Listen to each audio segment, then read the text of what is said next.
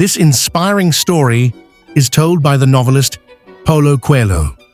When Leonardo da Vinci was planning to paint his immortal masterpiece, The Last Supper, he began searching for models to depict Jesus Christ and Judas, who had decided to betray him at that dinner.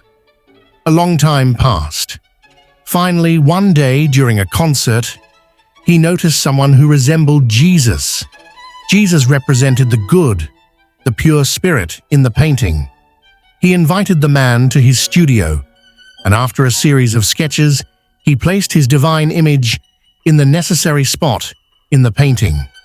However, he could not find the model he would use for Judas. On the other hand, the cardinal of the church where Leonardo was working was pressing the painter to finish his work as soon as possible. Days turned into weeks, and eventually Leonardo saw a young man who had aged prematurely. This man, dressed in rags, had collapsed on the sidewalk, intoxicated and unconscious. Leonardo told his assistants to carry the man to the church. This one will represent the evil, he thought. He didn't have time to draw a draft. When they arrived at the church, the assistants stood the man up with difficulty. The poor man couldn't even comprehend what was happening to him.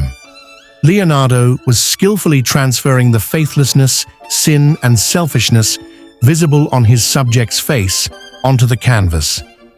When he finished his work, the vagrant, who had recovered from the effects of drunkenness, opened his eyes and stared at the painting on the wall for a long time.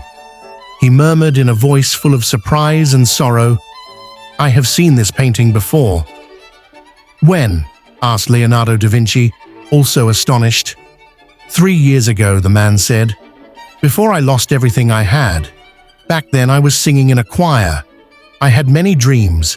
A painter had invited me to model for the face of Jesus. Leonardo depicted the moment when Jesus said, 'One of you will betray me,' and the apostles' reactions upon hearing this were revealed.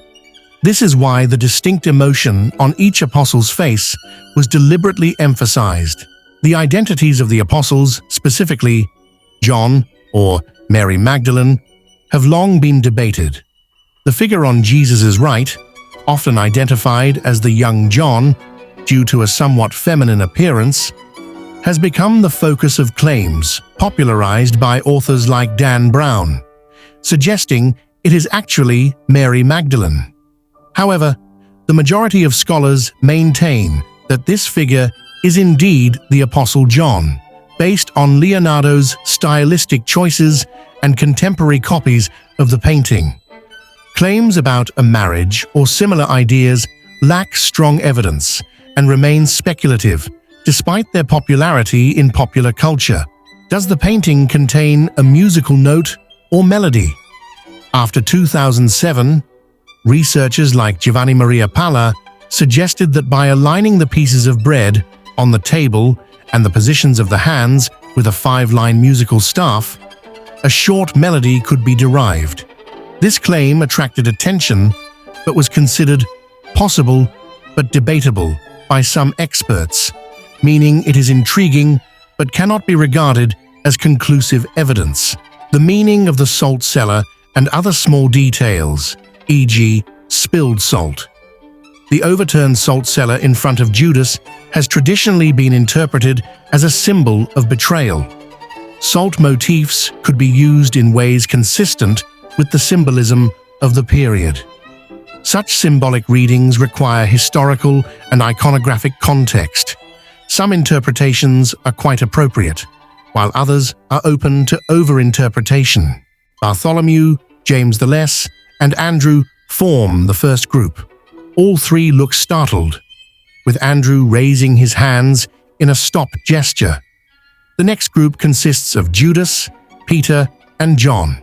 Judas's face is in shadow, and he holds the silver he received for betraying Christ.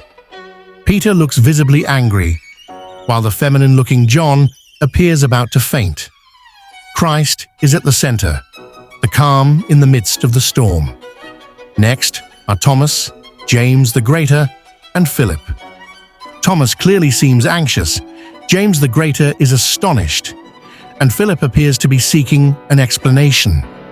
Finally, Matthew, Thaddeus, and Simon make up the last group. Matthew and Thaddeus turn to Simon for clarification, but their arms are still extended toward Christ, while the 12 disciples react wildly to his shocking news. Christ sits calmly at the center. The artist depicts his body as an equilateral triangle, a harmonious form connected to the divine. Leonardo da Vinci's The Last Supper conceals a deep drama with every brushstroke. However, on the right side of the painting, amidst the apostles' mixed reactions, there is a detail that is hard to miss: a mysterious knife. This knife extends from behind the shoulder of the apostle Peter, pointing toward Judas. So, why is there a sharp weapon in this sacred dining scene? The answer lies in the prophecy of an event that will take place immediately after the meal, as told in the Gospel. Peter is known in the Bible for his rash and brave character. The knife in the painting is a reference to the fierce and defensive reaction he will display when Jesus is arrested. Peter will draw his sword, or knife, out of an instinct to protect Jesus and will cut off the ear of the high priest's servant. By placing the knife in this manner, Leonardo immortalized not just a moment, but a character's anger, loyalty, and instinct for defense in a single frame. The knife is a powerful symbol of Peter's devotion to Jesus and the violent action he would later take. Jesus' words, "One of you shall betray me," instantly divide the table. To the right of Jesus, the apostle Philip points to himself in shock. "Lord, is it I?" This is the question of innocence, sincere doubt, and unwavering faith. But Jesus' reply quickly draws attention to the traitor's action. "He that dips his hand with me in the dish, the same shall betray me." And Leonardo captures that very moment. On the table, the hands reaching into the dish belong to only two: Jesus and Judas. While Philip's question cries out innocence, Judas's action seals his guilt. This moment is the climax of the painting's psychological tension. In Leonardo da Vinci's work, the position and gesture of the Apostle Thomas immediately stand out. Thomas, facing Jesus, has his left index finger sharply raised toward the sky. The source of this gesture lies in Thomas's famous personality from the Bible. Doubting Thomas. Thomas is the apostle who initially disbelieved in Jesus' resurrection and demanded tangible proof for his faith. "Unless I put my finger in the print of the nails, I will not believe."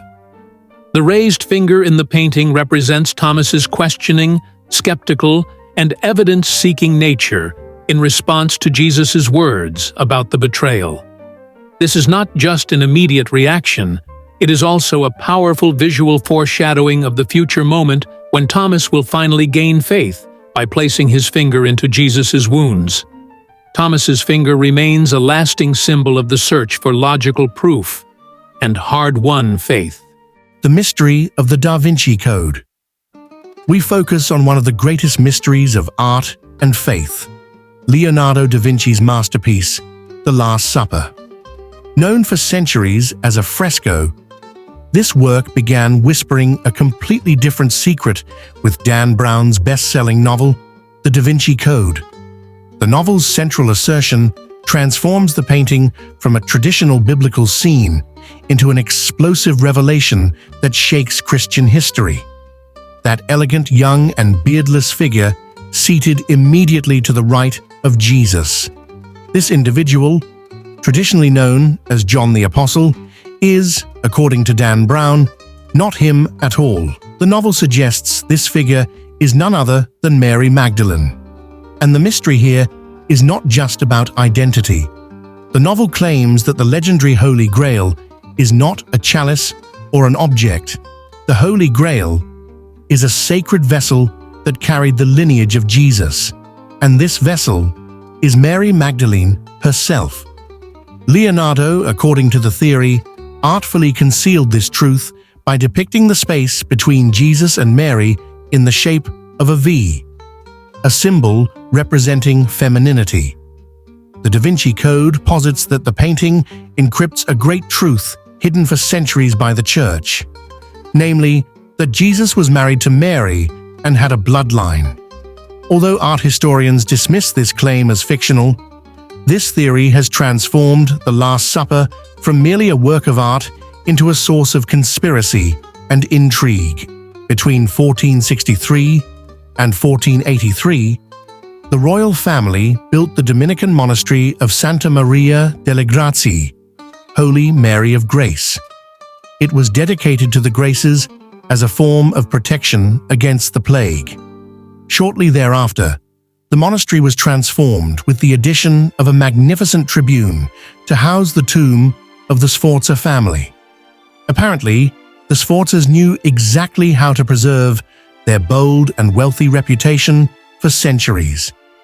They recognized that this beautiful monastery, built by another Renaissance legend, was a worthy home for a significant work of art like the Last Supper, the Apostles' betrayal. In the monastery's refectory, where monks gathered to eat, the famous artwork depicts the biblical story of Christ being betrayed by Judas, one of his 12 apostles. The painting captures the apostles' reactions just seconds after Christ announces that one of them will betray him before the sun rises. This theme was a popular visual choice for the walls of refectories, in monasteries, and other sacred spaces in 15th century Italy. However, Leonardo's version took longer to complete and ultimately overshadowed the others. The monks likely enjoyed dining in front of the painting because it made them feel closer to Christ in those final moments of peace. Another reason they may have enjoyed meals in the Santa Maria delle Grazie refectory is the sheer depth and precision of the perspective, which makes the hall seem like an extension of the Last Supper. Perhaps they felt like the apostles, compelled to do their best to warn Christ. They experienced the same intense, shocking emotions as the apostles depicted in the painting.